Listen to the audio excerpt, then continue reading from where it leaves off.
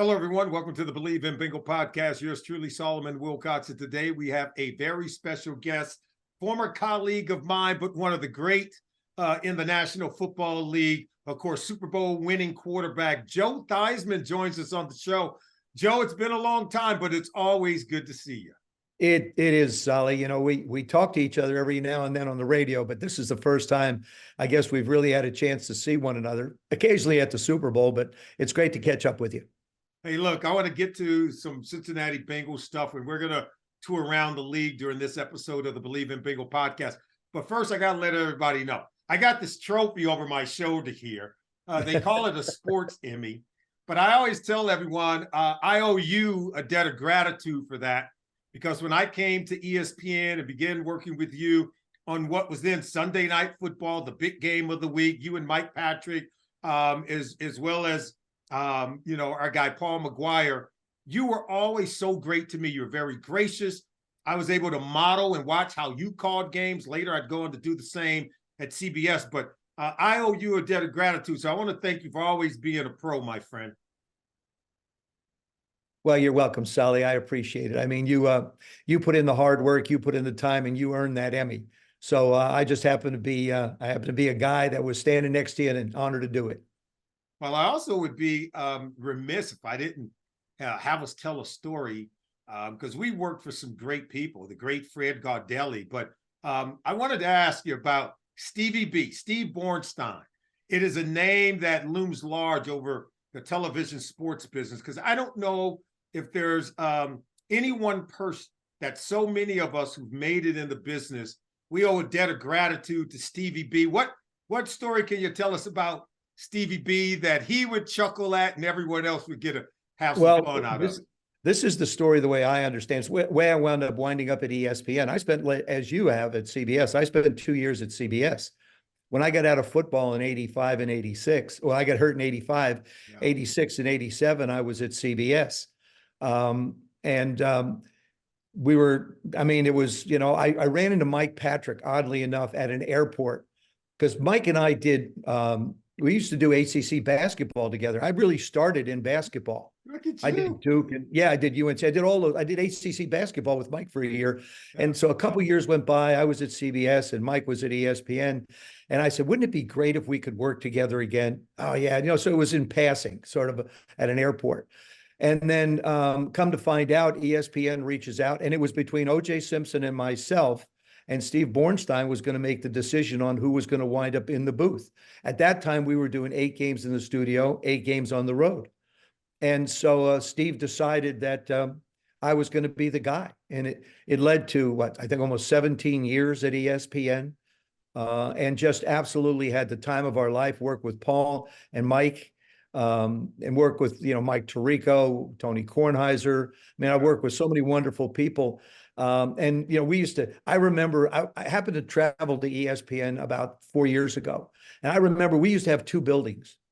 Now it's a campus. That's right. That's right. It's bigger than a college. It's bigger than a campus, but it's amazing how it's grown. But Steve was kind enough to have a vision about me being in a booth, and man, I really appreciate it. I love my years there. I love doing the game. I still sit at home and critique the game. That's right. I still play broadcaster. I say, why did you say that? I can't believe you said that. Look, you're missing the little thing here. Look, the guy slipped. It wasn't a bad pass. I mean, That's right. My wife looks at me like I'm nuts. You can never go back. I mean, once we start watching the game as an analyst, as an in-game analyst, you'll be watching the game through that lens forever.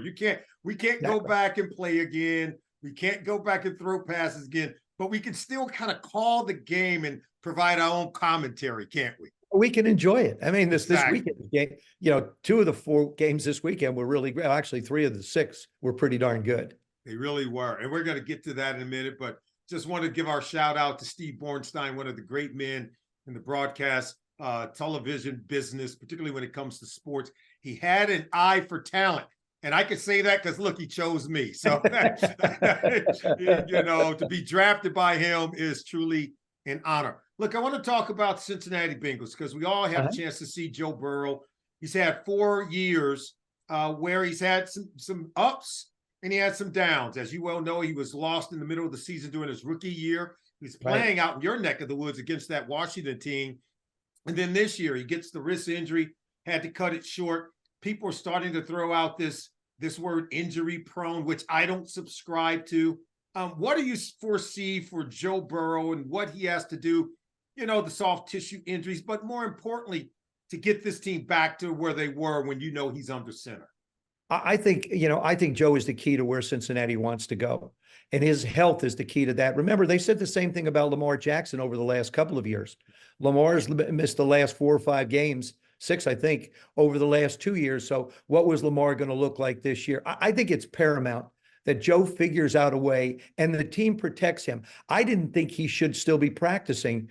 He strained his calf this year, just as an example. I noticed during the practice that he wound up limping off. He had a sleeve on that calf as well. Yes, he did. And so if he had tweaked it before, why would you take a chance on him practicing? He hasn't needed it. He hasn't done it, and he's still an incredible talent and the leader of this football team. But I think some way, some shape, he's got to figure out a way to stay healthy. Now, sometimes it's just fluke injuries. Yeah. Sometimes you don't know. And as a quarterback, whether it's a thumb, whether it's, a wrist, you're going to hit something, you're going to fall on something, and hopefully you can get through it. But in Joe's case, they've been major injuries that have set him back. We've seen 1 year of Joe Burrow. Yeah. We've seen, of the 4 years he's been in the league, we've seen 1 year of an incredible talent. I love his swagger. I love the way he leads. I love the way he plays the game. Yeah. The Bengals are an entirely different football team when he's not under center. But that also is the responsibility, I think, of getting him ready to get into the season. Yeah. I just had a feeling once he pulled that calf. See, what scared me, because, Kirk Cousins, Achilles, Aaron Rodgers, Achilles, particularly Aaron's, when he pulled a calf, the Achilles area and the calf area are so closely related. I'm thinking, oh my gosh. And then he comes back, and I basically watched every game. Because I watch all the games. I'm watching the Cincinnati games, and if the game I wasn't watching, I was waiting to hear the news if something might happen to him similar that it did to Aaron. But I know he's going to come back. It's going to be, I know, a couple months before he really gets to do it. Probably about 4 or 5 months before he really gets to throw again, start lifting weights. But once again, this is what you have to assume. Joe Burrow is not going to be a part of training camp again. I mean, there isn't anybody more mentally prepared than Joe Burrow, to be honest with you. Right? Because that's all he's been able to do for the last 2-3 years. BetOnline remains your top spot for all of your live betting action and contests. NFL, college football, UFC, NHL are all in full swing. BetOnline is your #1 source for wagering news, odds, trends, and predictions with both desktop and mobile access at any time. Head to BetOnline today and use promo code BELIEVE, that's BLEAV, for 50% off your first deposit. That is a 50% welcome bonus. BetOnline, where the game starts. I do think they have to be highly targeted in getting him a specialized trainer. He likes to work out. The guy's going to be in shape. Right. He's going to work out. But as you well know, for the job that he has to do, I think it has to be so highly targeted, because it has to be more about maintenance. And then from there, you build on your strength to make sure that you have the endurance to get through an NFL season, which for a lot of quarterbacks, Joe, has proven to be very difficult. Well, there's 65 of them, I think, roughly, that have played this year, Sol. And the thing is, we played 16 games. So the 16 games were interesting into itself. Mm-hmm. But then you turn around, and that 17th game, it's just changed the landscape completely. For somebody to play 17 games is incredible this year. That is a yeoman's effort. And so from my perspective, it's really, really important that they figure out a way to pace the quarterback. You got to pace their arm. You have to pace the hits that they take. You only have basically, 4 days to get ready? Yeah. You get a day off. Sometimes you get 2 days off. Game plan goes right into the next game. Right, you're working for 3 days. So how do you pace that position because of the wear and tear on it, as well as the others? So it's a great challenge with 17 now. I want to talk to you about some of the topics going on around the National Football League.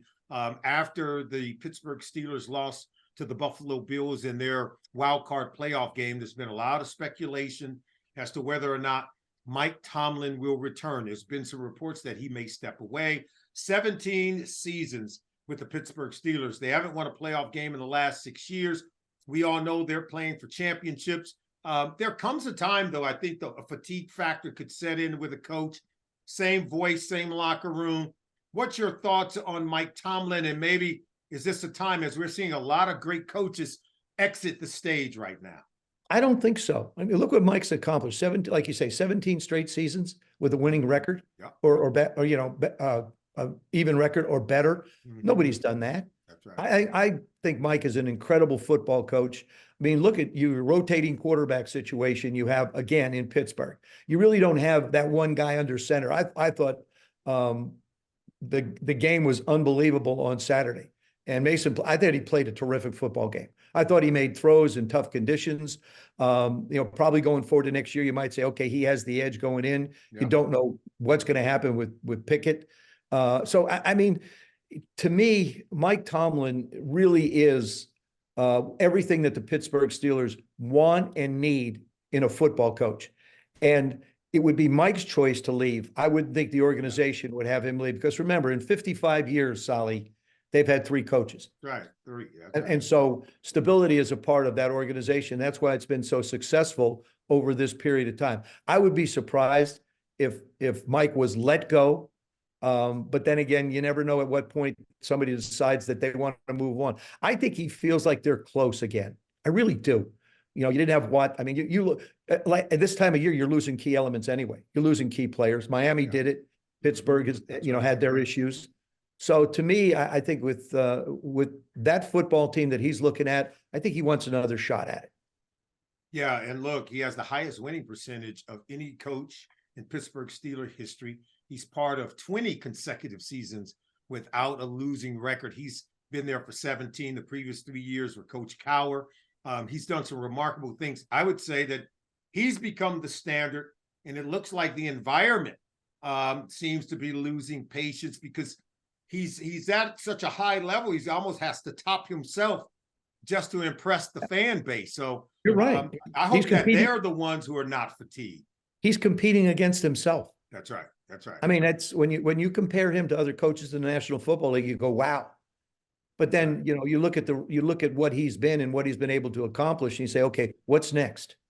Yeah. Where's the next level that he has to move to? And sometimes coaches just need a new change of scenery, just like players do, and they can get that second win. Just that's what we saw with Andy Reid when he left Philadelphia to go to Kansas City, and now he's gone to even higher heights. The same may be true for one Bill Belichick. After his 24 seasons in New England, he just 15 wins shy of tying and 16 of breaking the record set by Don Shula at 347. So what's your expectation? What are you thinking as you take a look at Bill Belichick, who, oh, by the way, recent reports said he just interviewed and met with Arthur Blank, the owner of the Atlanta Falcons? I think number one, you have to look at Bill. I would say Bill's the greatest coach ever. Yes. And you measure it by championships. And, you talk about quarterback play, you measure it by playoff wins. I think it's, everybody can post numbers nowadays. Yeah. You throw the ball all over the place.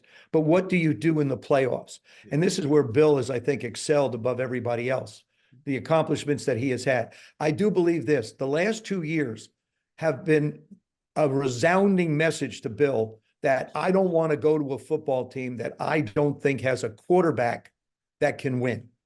I mean, Mac Jones, this particular year before he sat down, he looked like somebody who was afraid to cut the ball loose. Yeah, that's right. And That's right. you can't play that position scared. You can't play that position cautious. And there were times when I watched him throw the football, there was so much uncertainty, and they were so close in so many games. A missed field goal, they miss a extra point, okay, towards the end of the season, and they wind up kicking a 56-yard field goal. Same guy. I mean, so your fate rests in the hands of that particular individual. I think Bill's going to wind up somewhere. Atlanta probably would be a good choice. They're foundationally a solid football team. And again, he would have the autonomy to be the guy that's choosing the, Bill Parcells used to say, if you're going to let me cook, let me shop for the groceries too. Yeah. So I think that's a place that's likely. The Chargers have already, I think they're interviewing Coach Harbaugh. They're talking to Jim, and Jim coming back into this league isn't like any college coach. because he's already been in this league. He knows what this league's all about. I was going to ask you about him because you've worked with him. You've covered games when he's been coaching. I've done the same. And I've always found him to be an exceptional coach, not a good coach, an exceptional coach.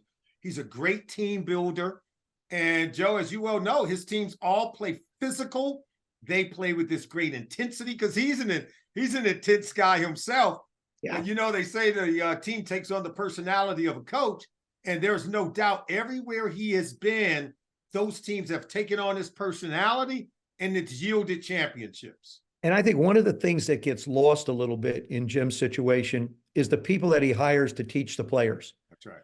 I mean, when you put a staff together, you need to make sure that staff you don't want a bunch of yes people, but you want people that can teach these guys how to play. Like, for example, last night's football game, the Philadelphia Eagles and the Tampa Bay Buccaneers. All you needed to do was watch the secondary of the Eagles tackle, excuse me, and the secondary of the Tampa Bay Buccaneers. That's right. I mean, if it was one-on-one against a Buck corner, he goes to the ground. If it's one-on-one against a Eagle secondary, and this has been the case, it's a touchdown. Yeah. This has been a problem. Actually, it's a little bit of a problem around the league because secondary guys try to body block these running backs and wide receivers. Can't do it. And they're not going down. No. Not Tampa. No. Tampa's tackling people. And then, you know, it's great to see Baker Mayfield do what he does. But, you know, to me, I think that's the big thing. One of the big things that nobody talks about for Jim is his ability to put together a staff. And heaven only knows, with all the firings, there's a lot of really quality people out there that I'm sure would want to continue to coach in some capacity. The great Dick LeBeau, when he coached me in Cincinnati and during my time with the Pittsburgh Steelers, he always talked to us about tackling. And he said, tackling is about want to, not how to. That's right. If you want to get a man on the ground, you will get him on the ground. But it has to be a high priority. You know, when the weather gets cold, gets a little long in the season, some guys it's not as much of a priority to. And you can tell when you turn on the tape, you can tell the guys who are enthusiastic about that task and those guys who aren't. In fact, I want to go back and let's go real quickly through these games for the wild card weekend. I want to start with the Houston Texans, 45-14 over Cleveland Brown team that had the veteran quarterback, the Super Bowl MVP at quarterback in Joe Flacco, the number one ranked total defense against a rookie quarterback starting in his first postseason game, Joe. I never saw anything like that first half. When C.J. Stroud went in for halftime, he had already thrown for 3 touchdown passes, playing like an age-old veteran. Yeah, he does. I mean, but he did that way since the get-go, Solly. I mean, C.J. when he stepped on the field, I felt he was the best one coming out of college. Yeah. You know, Anthony Richardson sidelined for the entire season. Bryce Young in a tough situation where needed a lot more than just a quarterback in Carolina. Yeah. The top 3, of course, C.J. being the other one. C.J. wound up one of those guys that winds up in the perfect scenario. I think back, let's go to the Pittsburgh Steelers. When Ben Roethlisberger joined the Pittsburgh Steelers as a rookie and won a championship, they were a really, really good football team.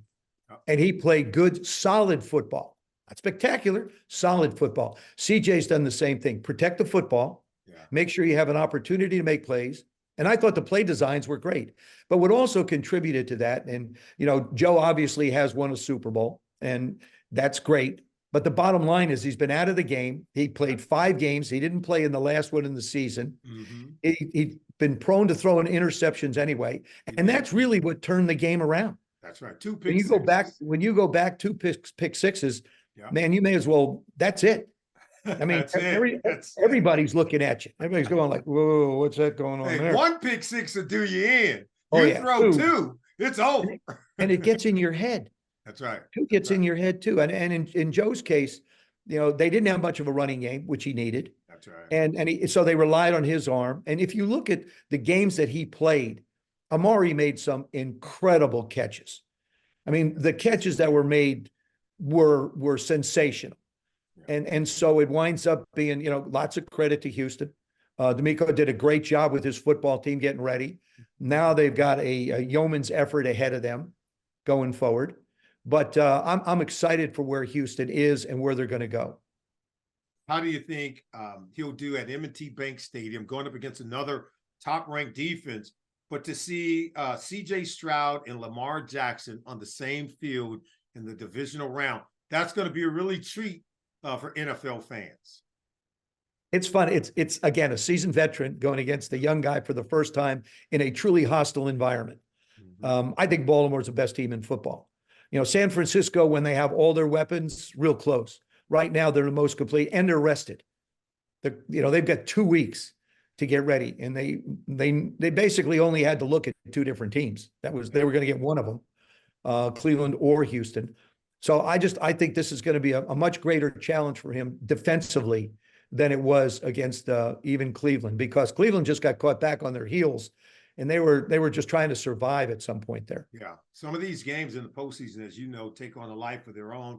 Yeah. Team comes out fast, they gain the momentum, and they seize it, and they don't let it go. One such game that kind of had some ebb and flow to it, I thought it was the best of the 6 games played over the course of 3 days, and that was the Detroit Lions. They came away a winner 24-23 over the Rams.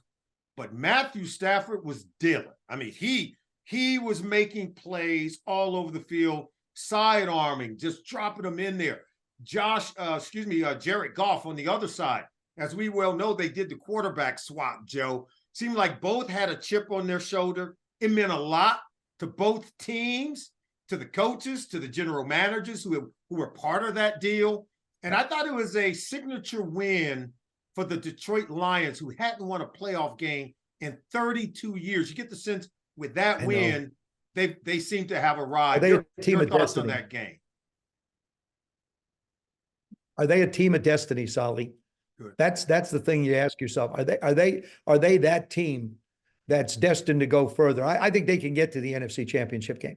I really believe that. I think they can do that. I think going against Tampa Bay is going to be a challenge. Todd did a terrific job, like you said, but I don't think the Eagles really put up much for us to evaluate as far as Tampa Bay goes. You got to love Baker. That's I mean, right. just right. his energy, his excitement, his enthusiasm. Mm-hmm.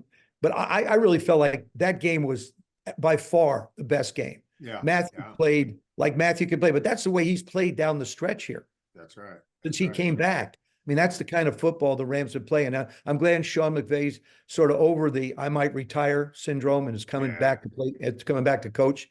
The players will do that to coaches. They'll get them excited. I mean, right. if they'd lost 3 of the last, say, 7 games, he might have a different approach. Yeah. But I think he had a chance to see and look at his football team and go, you know what? We're pretty darn good. Right. We're pretty good. So, I thought it was a sensational game. Both those quarterbacks were just, they put on a great clinic. As a matter of fact, I tweeted that. By the way, my tweet is @Theismann7, if anybody's interested. I'm back on Twitter. I was off for about a little while, but now I'm back. So love the conversations with people. But yeah, I thought it was magical. I thought those guys were terrific. It really was. Got to talk to you about the Dallas Cowboys and Jordan Love, who has ascended over the second half of the season. His last 9 games, Joe, 21 touchdown passes, 1 interception, went into Dallas and just totally took over the game and outplayed Dak Prescott, to be honest with you. And I know that one had to hurt a lot for Mike McCarthy against his former team. And then to be yet again one and done. Your thoughts on that game in particular and what you saw from Jordan Love? Well, first of all, I think Jordan Love makes a case for a quarterback sitting and learning how to play the position. We saw with Aaron Rodgers and Brett Favre. Now we see with Jordan Love. Aaron was so mad that they took Jordan and didn't take a wide receiver. Now nobody really, is looking at Aaron and saying, okay, we think we made the right decision, and now we're proving out that we did, because that was our quarterback going forward. I loved his poise. I mean, again, he's got that Green Bay Packer delivery where you don't throw the ball with your feet on the ground. I don't know whether they can teach that up there, Solly, but it seems like he made a lot of throws in the air like Brett used to and like Aaron used to. Yeah. Same thing. Yeah. But and Matt LaFleur called a masterful game. They didn't have guys open. They had them wide open. They schemed them open, right? Well, they took advantage of the fact that the Cowboys are an aggressive defense up front. Mm-hmm. They're going to bring a lot of people. You cross people behind them, and their secondary has always been vulnerable. Yeah. We never really knew how good, except for Bland, we really never knew exactly how good the Cowboys secondary was because the pressure up front was so great. Yes. We see that quite often in teams that have a great front seven or a great front five that rush. And how good is the secondary if somebody gives them a chance to throw the football? But Dallas has got a bunch of questions to answer. Number one, Mike McCarthy going to be their head coach, yes or no? But if he's not, then now you're replacing the offensive play caller. Dan Quinn's probably going to get a head coaching job, the defensive coordinator. And you're looking at Dak Prescott having to pay him $50 million plus. Because here's the thing. Someone would say, oh, well, don't pay Dak or do whatever you want. The problem is, where do you go to find somebody with that talent and that experience? He led the league in touchdown passes this year. Where do you go? He brought his interceptions down. That's exactly right. But where do you go? The change is going to be monumental in Dallas. Yeah. I mean, it's going to be monumental. And, of course, and then, Jerry's still going to be Jerry. He's still going to want to be the general manager. He's going to want to make decisions on personnel. That's why Belichick going to Dallas just made no sense to me whatsoever. You're right. It makes no sense. So I think the Cowboys have got some difficult decisions to make. And once again, if Mike does come back, there's always going to be that looming playoff picture that hangs. That's the cloud that's going to hang over Mike's head in Dallas. That's right. Yeah, we can put up big numbers. Yeah, our quarterback's throwing a lot of touchdown passes. Yeah, our offense is this, our offense is that. And defensively, you what do you do now? Dan's always an aggressive guy. He's like Todd Bowles. They're going to go after you. And so, what happens now with the person? We saw what happened in Philadelphia when you changed defensive coordinators in the middle of the season. Ooh. Nobody knew where to go and nobody knew who to cover. We got safeties tripping corners as they're coming down in coverage. Yeah, allowing guys to run free, Joe. And the middle of that football field was just, there wasn't anybody home. But that was the case the latter part of the season as well. It wasn't just losing 6 and 7. Yeah. It's the way you lost. That's the big thing. It's before the way. Before we let you go, because I know your time is tight. Give me what's happening with the Philadelphia Eagles this offseason. Howie Roseman. He's always been aggressive. He went out and tried to get the best talent for Nick Sirianni and build around this quarterback for this team. And it seemed like A.J. Brown is with the team and then psychologically maybe not with the team. Well, how do you get this thing back together? What happens here? First of all, you got to figure out a way to get the ball to A.J. Brown early in the game. I had Art Monk, Hall of Fame wide receiver. I know that if I didn't get the ball some way, shape, or form to Art early in the game, they're out there by themselves. They're like outfielders. Wide receivers are like outfielders. They're sort of out there in their own little world. And, and all of a sudden, a quarter goes by and they're running routes and then they're not running the same enthusiasm. Yeah, that's exactly right. I think in AJ's case, which I didn't understand, there were games where he didn't get the ball till maybe the second half, which made no sense to me whatsoever. Again, you change coordinators. I think Jalen has to, staying healthy is obviously a big key to be able to do that. But I think Sirianni, I don't see any reason why to get rid of him. But here's the problem on defense. They hung their hat on defense. That's how they got to the Super Bowl last year. Yep. By a great defensive rush, great run defense. Those guys aren't getting any younger, Solly. Yeah. I mean, that's a football team that all of a sudden in a year is going to get old in the front four. Hey, talented, yes, but they aren't what they were, and they aren't at the level that I think they expect themselves to be. So I think there's a rebuild to a degree, or I should say, replacing a few bricks in that building in Philadelphia on the defensive side of the ball. And then, is Kelsey gonna, you got a center that's been there forever. The most it's been reported that after the game, he told some players that he was not coming back. Remember, a year ago, they drafted Cam Jurgens, who was supposed to be his replacement, but I think he might be ready to go. It remains to be seen if Lane Johnson is going to come back. I think with the departure, as you were saying, with Jason Kelsey, that could be the first domino that could precipitate a soft rebuild with the Philadelphia Eagles. And, Solly, in this, when I played, it was a different type of football. When you played, it was a different type of football. That's right. But one thing hasn't changed is the importance of the center position.